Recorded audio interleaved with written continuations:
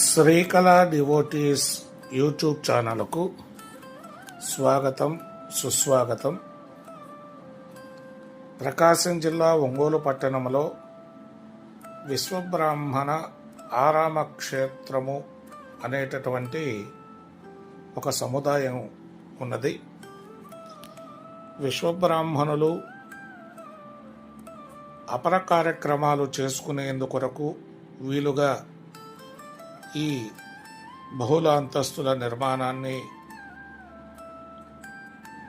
నిర్మాణం చేయడం జరిగింది 2000 సంవత్సరంలో.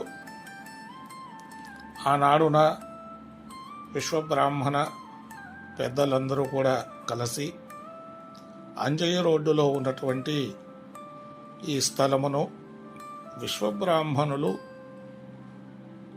అపర కార్యక్రమాలు చేసుకునేదానికి వీలుగా ఒక నిర్మాణాన్ని చేయాలి అని తలంచి ఒక కమిటీగా ఏర్పడి ఆ స్థలాన్ని ప్రభుత్వ పెద్దలతో మాట్లాడి ప్రభుత్వం ద్వారా ఆ స్థలాన్ని సేకరించి ఎన్నో వ్యయ ప్రయాసలతో కూడుకుని ఈ నిర్మాణాన్ని దాతల యొక్క సహాయ సహకారములతో నిర్మాణం చేయడం జరిగింది.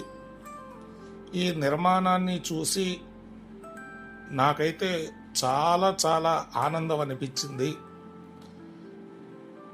అద్దె ఇంట్లో ఉండి బాడుగు ఇళ్లల్లో ఉండి కొన్ని సందర్భాలలో ఇంట్లో అపర కార్యక్రమాలు చేసుకోవడానికి అవకాశం లేనటువంటి పరిసర ప్రాంతీయులైనటువంటి విశ్వబ్రాహ్మణ సోదరులందరికీ కూడా ఇది సరి అయినటువంటి అవకాశాన్ని కలుగ చేస్తూ ఉన్నది. అద్దె ఇళ్లలో ఉన్నప్పుడు కొంతమంది యజమానులు ఓనర్సు అక్కడ మృతదేహాన్ని ఉంచుకొని పూజా కార్యక్రమాలు చేయడానికి అలాగే అపర కార్యక్రమాలు చేసుకోవడానికి అనుమతించరు.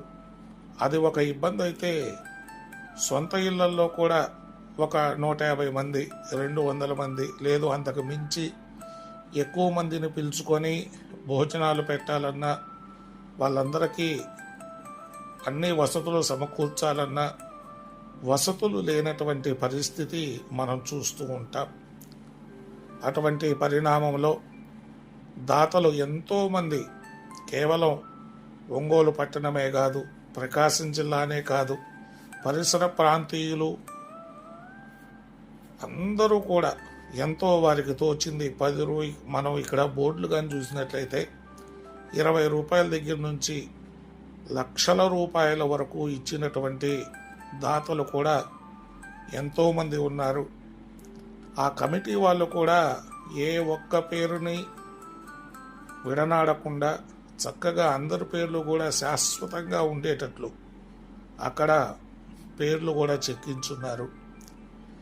నేను తెనాలి వేద పాఠశాలలో చదువుకొని బయటకు వచ్చినప్పుడు అప్పుడే 2000 సంవత్సరం కొత్తల్లోనే ఆ విశ్వబ్రాహ్మణ ఆరామ క్షేత్ర ప్రారంభోత్సవానికి కూడా నేను ఆనాడున అనుకోకుండా వెళ్ళడం జరిగింది. ఈ సముదాయాన్ని చూస్తే మనం దగ్గరగా ఒక మంచి హోటల్ అలాగే ఒక ఫంక్షన్ హాలు ఏ విధంగా ఉంటుందో ఆ విధమైనటువంటి రూపురేఖలతోటి ఎక్కడా కూడా మలినము అనేటటువంటిది మనకి కనిపించదు. చాలా పరిశుభ్రంగా మెయింటెనెన్స్ కూడా చాలా అందంగా అక్కడ ఉండేటటువంటి టైల్స్ అవన్నీ కూడా చూస్తే మనకి చాలా ఆహ్లాదంగా ఉంటుంది. అలాగే వంట సామాను అక్కడ వంట చేసుకునేదానికి వసతి ఏర్పాటు, అలాగే వంట సామాన్లు కార్యక్రమం చేసుకునేదానికి హైరర్స్ బల్లలు కుర్చీలు ఇవన్నీ కూడా ఆ యజమానులు అక్కడ కమిటీ మెంబర్స్ అంతా కూడా ఏర్పాటు చేయడం జరిగింది. కింద అంతస్తులో సుమారుగా ఒక 5 రూములు ఉన్నాయి, కార్యాలయం కూడా ఉన్నది. అలాగే అక్కడ పనివారు ఉండేటటువంటి దానికి వసతి సముదాయం కూడా ఏర్పాటు చేసి ఉన్నారు. ఈ రూములు కట్టించినటువంటి దాతల పేర్లు అలాగే వాళ్ళ యొక్క ముఖ చిత్రాలు అన్నీ కూడా కింద అంతస్తులోనూ మరలా పై అంతస్తులో కూడా ఒక 5-6 రూములు ఏర్పాటు చేయబడ్డాయి.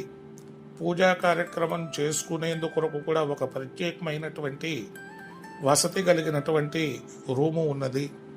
అలాగే వచ్చినటువంటి వాళ్ళకి ఎటువంటి ఇబ్బందులు లేకుండా టాయిలెట్స్ కూడా ఇక్కడ చక్కగా వాస్తు శాస్త్ర ప్రకారం కూడా నిర్మాణం చేసి ఉన్నారు. మనం చూసినట్లయితే ఎంతో ఆహ్లాదకరమైనటువంటి వాతావరణంలో ఈ నిర్మాణము అనబడేటటువంటిది మనకి కనిపిస్తూ ఉంటుంది.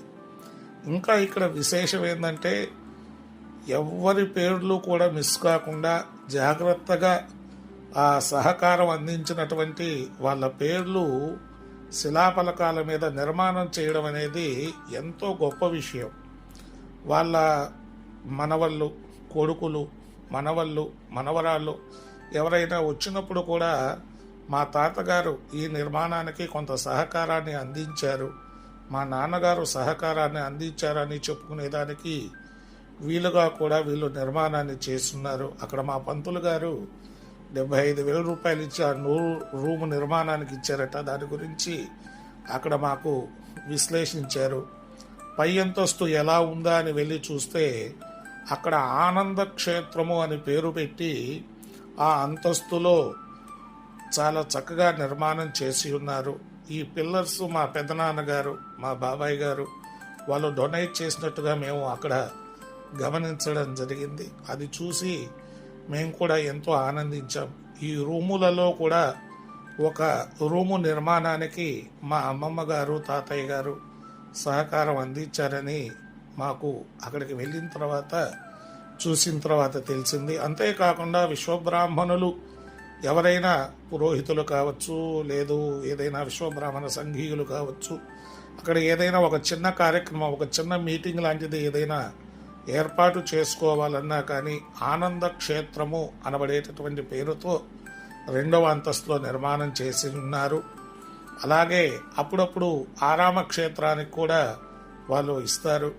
ఈ పిల్లర్ అయితే మేమిచ్చిందే, అది మీరు గమనించవచ్చు. ఇక్కడ గానాల రామ్మూర్తి గారి సంస్మరణ సభ జరిపినట్లుగా పనితపు ప్రభాకర్ శర్మ గారు ఆయన సంస్మరణ సభ జరిపినట్లుగా అక్కడ వాల్ పోస్టర్స్ కూడా మనకు కనిపిస్తూ ఉన్నాయి.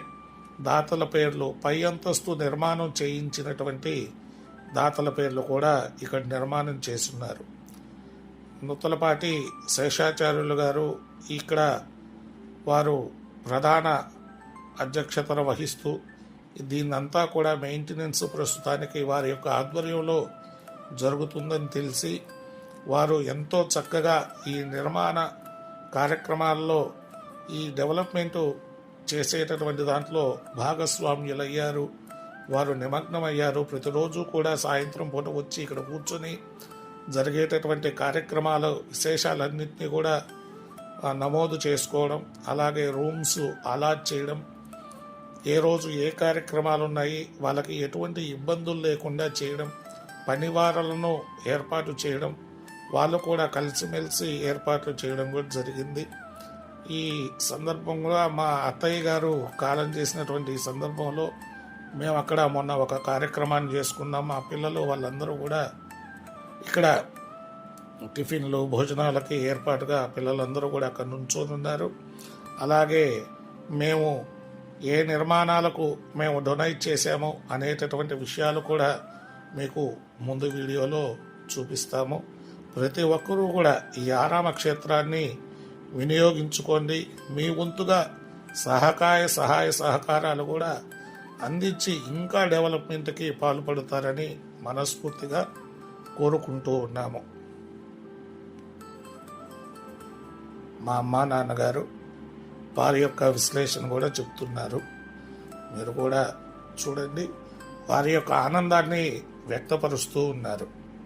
కార్యక్రమాలు చేసుకునేదానికి దోహదపడే విధంగా స్థానికంగా ఉండేటటువంటి విశ్వబ్రాహ్మణ సోదరులందరూ ఇలాగా ప్రతి నియోజకవర్గంలో, ప్రతి ఊరిలో ప్రభుత్వ సహకారముతో, దాతల సహకారములతో ఇటువంటి నిర్మాణములు చేయాలని ఆశిస్తూ అందరికీ కూడా ఇటువంటి నిర్మాణాన్ని చూసి మనందరం ప్రేరేపణ పొంది ఇటువంటి నిర్మాణాలను చేయాలని మనస్ఫూర్తిగా కోరుకుంటూ సెలవు తీసుకుంటూ ఉన్నాము.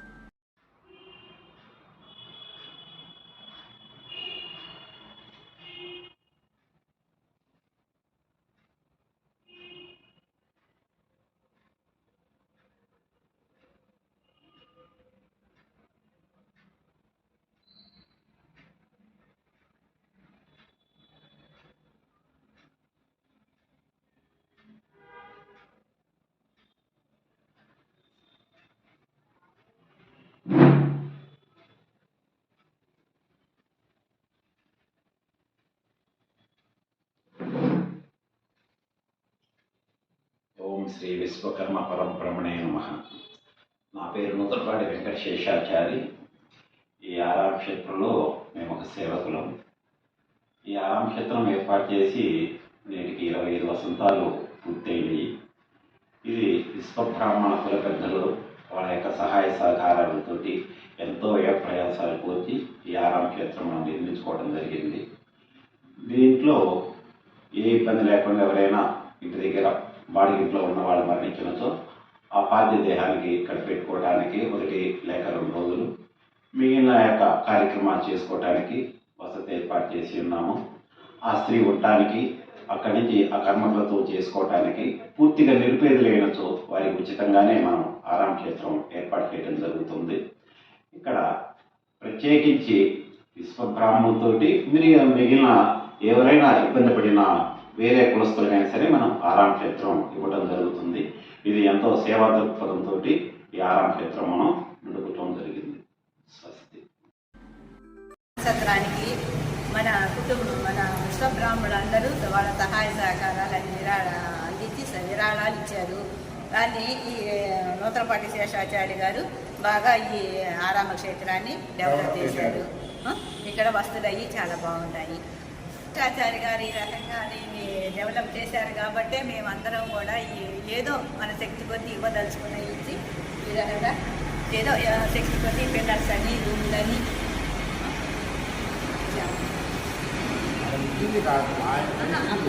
చేశారు కాబట్టి చేశాడు కాబట్టి మన వాళ్ళందరూ కూడా ఆయనకి సహకరించారు. ఆయన కూడా చాలా గొప్ప డబ్బులు ఇచ్చింది ప్రధానం కాదు, కానీ చేయించటంలోనే గొప్పతనం ఉన్నది. ఆయన మేము వరకు జీవితంలో మర్చిపోలేము. తాతయ్య విరాళం ఇచ్చారు.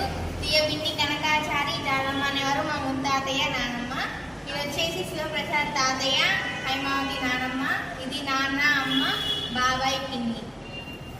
మాది కావలి శ్రీ కడుగోల శాంభవి దేవి దేవస్థాన ప్రధాన అర్చకులు. గురునాయనమ్మ కట్టించారు. మా నాన్నమ్మ వాళ్ళ చెల్లి విజయలక్ష్మి గారు. అల్లూరి రామకృష్ణ కూతురు శైలజ అత్త. రెండో అల్లుడు కొలకలూరి శివప్రసాద్ అత్త చిన్నత్త పద్మజ గారు. వీళ్ళు చేవృత్తిలో ఉంటారు. రాజనాయనమ్మ వాళ్ళు మా నాన్నమ్మ వాళ్ళ రెండవ చెల్లి, 5వ చెల్లి రాజేశ్వరి. లీల శ్యామల్ కుమార్ కూతురు కొడుకు కాత్యాయని శరణ్య కార్తీక్. వీళ్ళలో విరాళించారు. తిరుపతి నుంచి పెద్ద తాతయ్య వాళ్ళు, నాన్నమ్మ వాళ్ళ అన్నయ్య వాళ్ళు విరాళించారు. పేరు ఆదిమూలం రాఘవాచార్యులు తాతయ్య. అమ్మమ్మ వచ్చేసి మనోహరమ్మ. కుమారుడు వచ్చేసి విజయ్ కుమార్ మామయ్య. కోడలు అమల అత్త. మనవరాలు చెల్లెలు పూజశ్రీ. వీళ్ళు తిరుపతిలో ఉంటారు. వాళ్ళ తాతయ్య గారి జ్ఞాపకార్థంగా ఇచ్చారు. సామాన్యపూడి ఈశ్వరయ్య, అనంతం. పిల్లలు మా నాన్నమ్మ వాళ్ళ అక్క మరియు చెల్లి ఇద్దరు విరమించారు. ఇది వచ్చేసి పెద్ద నాన్నమ్మ, నాన్నమ్మ వాళ్ళ అక్క అనంతు లక్ష్మి. తాతయ్య వచ్చేసి అనంతు రామబ్రహ్మం. పెద్దనాన్న అమ్మ వసంతరావు, వసంత శివకుమారి.